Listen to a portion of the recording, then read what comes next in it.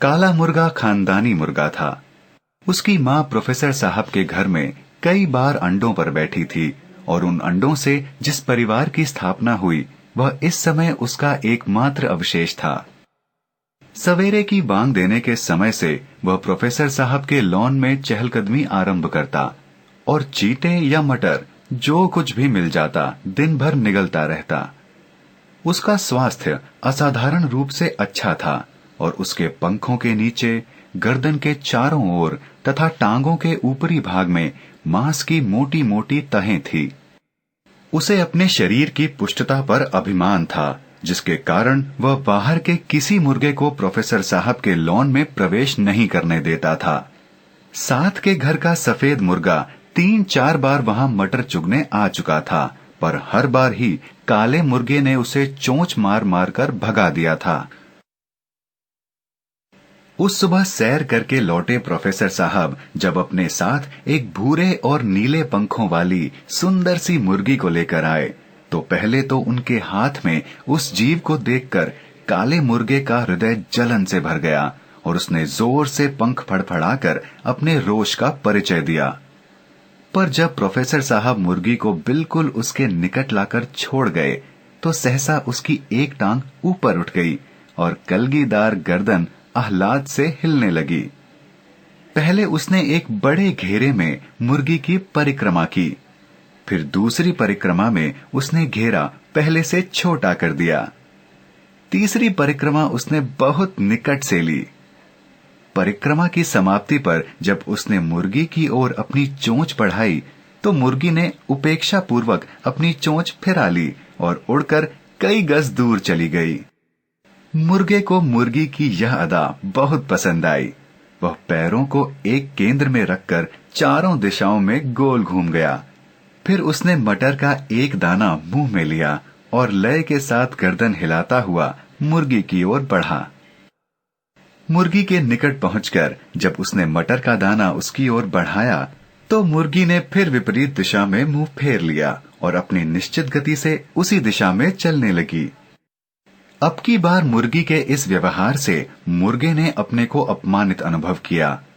उसका खानदानी गर्व से उठा हुआ सिर वह तौहीन सहन नहीं कर सका। उसने 2-3 बार अपनी चोंच आधी खोली और बंद की। वह इस भाव से मुर्गी की ओर बढ़ा कि अब उसे अपने मोटे मोटे पुट्ठों के बल से पराजित करेगा। मुर्गी को मनाने के लिए अब वह अपने बेचंचु प्रहार प्रयोग में लाने लगा, जिनसे वह आसपास के मुर्गों को भगाया करता था। उसका यह उद्दंड भाव काम कर गया और उसके 2 प्रहारों के अनंतर ही मुर्गी उसके वशीभूत होकर उसकी चोंच से चोंच भिड़ाने लगी। काला मुर्गा उस क्रीड़ा में अधिकाधिक प्रगल्भ होता जा रहा था जब उसकी पीठ पर किसी तीसरी चोंच का आघात पड़ा। वह सफेद मुर्गा जो कई बार उससे मार खाकर भागा था, आज उसे फिर चुनौती देने आया था। उसे देखते ही काले मुर्गे का लहू गर्म हो उठा। उसने झपटकर सफेद मुर्गे की उठी हुई गर्दन पर प्रहार किया और एक ही आवेशमय आक्रमण में उसे खदेड़ता हुआ लॉन के बाहर ले गया। लॉन की परिधि से बाहर निकलकर उस धवल मुर्गे का आत्मविश्वास भी जाग उठा और उसने दुगने आवेश के साथ ऐसा प्रत्याक्रमण किया कि दोनों प्रोफेसर की कोठी से दूर कच्ची सड़क पर पहुंच गए। लगातार 2 घंटे तक लड़ाई चलती रही। कभी काला मुर्गा एक टांग पर उछलता हुआ अपने विपक्षी से जा उलझता, तो कभी सफेद मुर्गा गर्दन ऐंठता हुआ उसे नोचने आ पहुंचता। बीच बीच में जब दोनों थक जाते थे तो आगे पीछे एक घेरे में घूमने लगते। फिर जो भी जल्दी संभल जाता वह अवसर देखकर दूसरे पर आक्रमण कर देता। 2 घंटे की लड़ाई में उन दोनों के पंख पूरे पूरे झड़ गए। कलगियां साफ हो गईं, गर्दनों से लहू फूटने लगा। फिर भी वे दोनों लड़ैत आपस में भिड़ते ही रहे, लड़ते ही रहे। 2 घंटे तक इस तरह लड़ चुकने के बाद सफेद मुर्गा हल्का पड़ने लगा। उसने अपनी ओर से जूझना बंद कर दिया और काले मुर्गे के बढ़ आने पर केवल उसे रोकने की चेष्टा में ही रहने लगा। काले मुर्गे ने उसकी थकावट को भांप लिया और एक बार बढ़कर उसके शरीर को इस बुरी तरह से छलनी कर दिया कि सफेद मुर्गा बिल्कुल निढाल हो गया।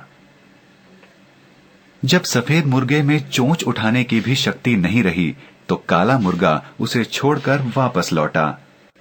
उस समय उसकी अपनी अवस्था भी शोचनीय हो रही थी, पर उसके हृदय में एक गर्व मिश्रित आह्लाद था। वह अपनी छिली हुई घायल गर्दन को अदा के साथ हिलाता हुआ चल रहा था। सिर को ऐसा कंप दे रहा था मानो उसकी लाल कलगी अभी तक सिर पर मौजूद हो। लॉन के निकट पहुंचकर उसने बाहर से ही बांग दी, कुकड़ुकू कुकड़ुकू। फिर उसने लॉन में प्रवेश किया।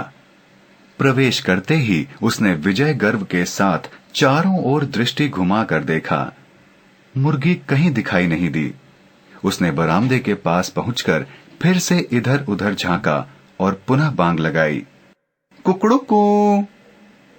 मुर्गी अब भी घर के किसी कोने से निकलकर नहीं आई।